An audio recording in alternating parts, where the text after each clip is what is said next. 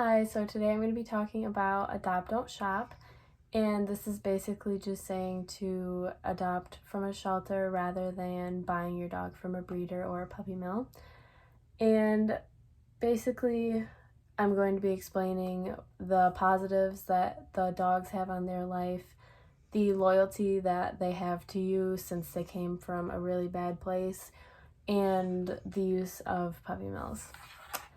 So, one of the main things that everyone kind of notices when they adopt a dog rather than buying a dog is how loyal they are to you. So this is my dog. He's a big baby. And basically, he came from a very bad home, and once he was in the pound conditions are still pretty rough. So when he came to us, he turned into our big baby, and obviously now he sleeps in my bed every night. So this topic is very important to me since I've been adopting dogs my whole entire life. I've never actually gotten a dog from a breeder before. So one of the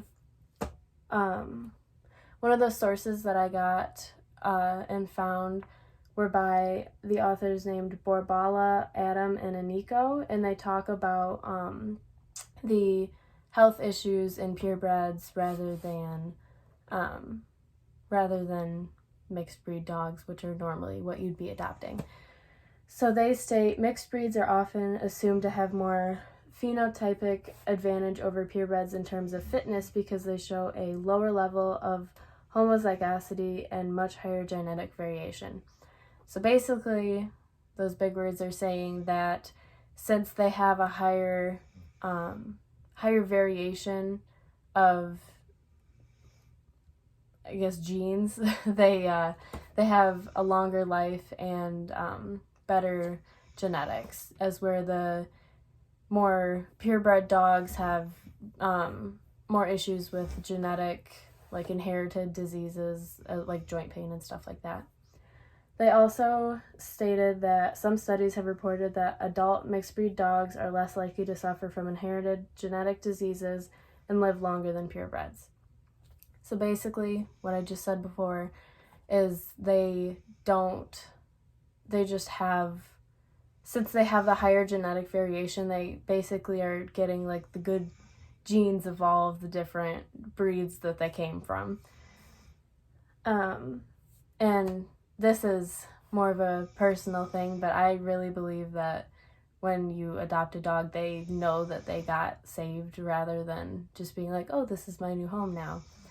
When we first got him, he still is so loyal to us. He protects us, and he's just a big baby, so people don't really know it, but not only do mixed breed dogs have less health issues, their lives are improved even more once they're removed from the pound setting. So a lot of pounds, they don't have enough room for all the dogs that are coming in. They don't have enough money to give them the right amount of food or any like medical treatment that they need. So I found a article called Dog Population and Dog Sheltering Trends in the USA. So this was an article by Rowan and Cartal, and they say, in most shelters and pounds, over 90% of incoming animals were euthanized, and the cost of taking in animals, caring for them for 3 to 7 days, and then euthanizing them consumed the budgets of animal control agencies and humane societies. So basically, they're saying that if the dog comes in and they don't have enough money to like give it the medical care that it needs, they just go and euthanize them because they don't have enough room for them anyways. So adopting would help the populations in the pounds. Obviously, it wouldn't completely get rid of the problem, but it would help a little bit. Rowan and Cartal also say that very little money was available to spend on pet sterilization or other preventative programs.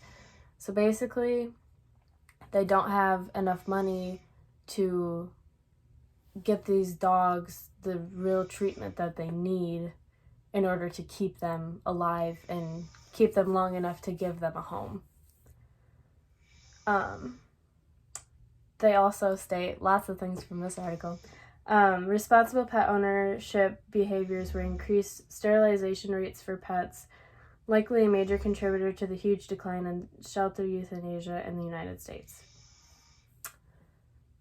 Also, the conditions of pounds are awful harmful to the animals there, but puppy mills are much, much worse than the conditions at most pounds. So the pound that we have in Mount Pleasant is actually really nice, and they take really good care of their animals. But when you go through a puppy mill, we all kind of know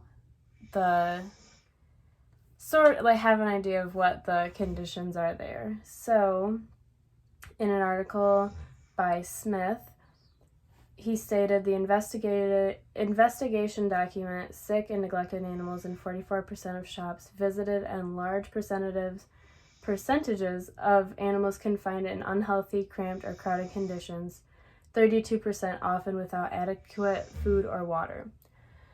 So, basically, puppy mills are like bad pounds on steroids. They just need to get the puppies and like keep getting more and more, and they don't have enough supplies to keep them healthy enough to live long lives. Smith also states that only 27 states and the District of Columbia impose any specific humane care standards on pet shops. Such standards generally require that the pet shops provide adequate food, water, and sanitation. So, this is basically saying that only 27 states have rules that govern these pet shops. So, the rest of the states, they aren't required to give adequate food and water or provide sterilization or anything like that. So, that's also a little bit concerning. And finally, just another quote from Smith. Animal welfare groups contend that such shockingly bad treatment of animals is standard practice in the pet retail trade. So, this is normal to any of these pet shops. They don't think that anything is wrong with it because it's what they do every day, which is very concerning. So, first, we discussed the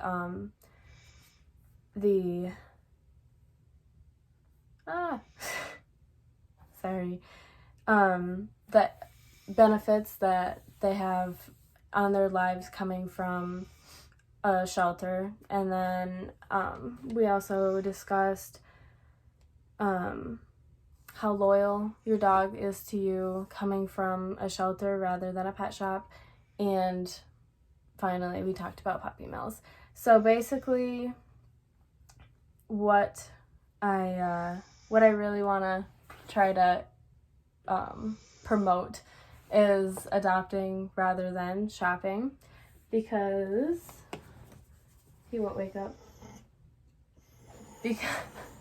Because your dogs really are much more loyal to you, and you have a much higher love for them when you adopt.